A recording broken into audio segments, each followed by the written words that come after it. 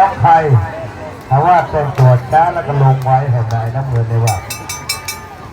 ยกที่หนึ่งดูแลเอ้ยเอามีโอแดงไอ้ลงจอทีน้อยใครจะรับใครเอาขึ้นจ้าปาด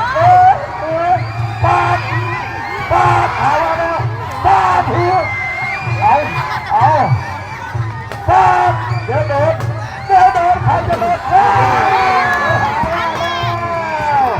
โอ้โดนทางพี่เล็กขึ้นมาโอ้ขึ้นจ้าแล้วก็ลงไหวหาว่าจะแตะเลยอย่าพึ่งไอ้นีโอรับเงินรางวัลจากท่านผู้ใหญ่เสีย500 บาท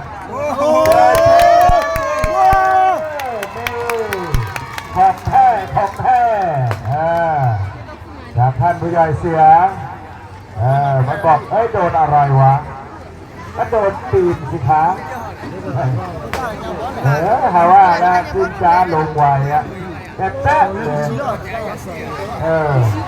ซื้อเลขกับวัตถุเขาเนี่ยนะเอาเราไปจับมาคืนไม่ไหนนี้น่ะเนื้อน้อมตัวที่ปวดอ่ะนี่ไม่